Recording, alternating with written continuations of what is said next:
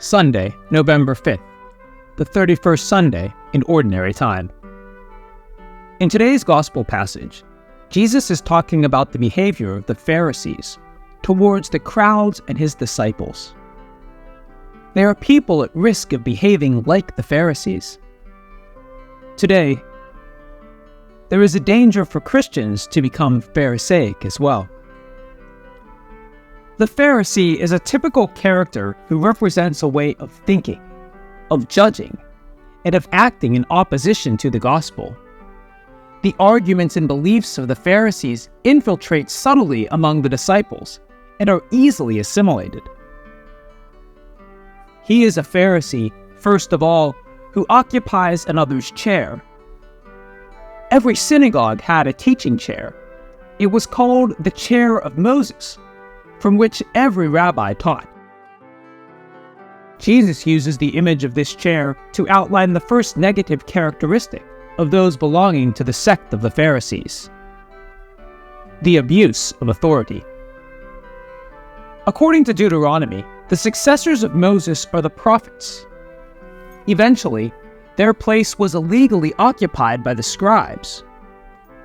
So, prophecy gave way to the prescriptions and provisions of the rabbis. They were passed on as word and will of God. There are those who today reduce the relationship with the Lord to compliance with applicable laws and precepts, who preach a legalism that stifles and takes away the joy of feeling always loved and welcomed by God. They perpetuate the spirituality of the Pharisees. The second characteristic of the Pharisee is thus highlighted: inconsistency. A Pharisee is anyone who says, but does not do. He presents himself as a devout person and speaks fine words on love, peace, and respect for others, but he cleverly avoids getting involved with these statements of principle. The third characteristic of the Pharisees is the loading of unbearable burdens on the shoulders of the people. They reduce the faith and love of God to the practice of religion or observance of the precepts. People are perpetually made insecure for fear of breaching a minute law. Such a fearful Jewish religion is represented by the empty stone jars at Cana. They are joyless, no wine. Those who today try to impose on people absurd and intolerable loads, who arbitrarily dictate rules, who are preoccupied with the minutiae of which Jesus never mentioned, who filter out the gnat but swallow the camel, they behave as Pharisees. The fourth Pharisaical characteristic is exhibitionism, the desire to show off.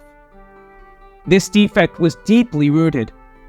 Jesus called hypocrites those who practiced good deeds before people to be seen, those who prayed standing in the synagogues and at the street corners to be noted, and those who fasted with a melancholy air so that everyone was aware that they were mortifying.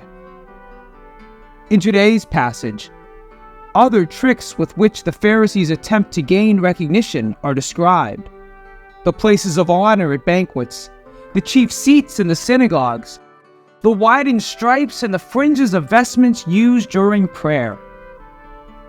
Today, the desire to attract the attention of the people, the claim of having cameras trained on oneself, has not disappeared in the pretext of publicizing good deeds.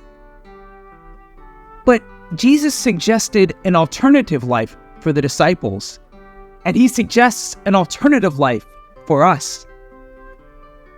Whoever makes oneself great shall be humbled, and whoever humbles oneself shall be made great.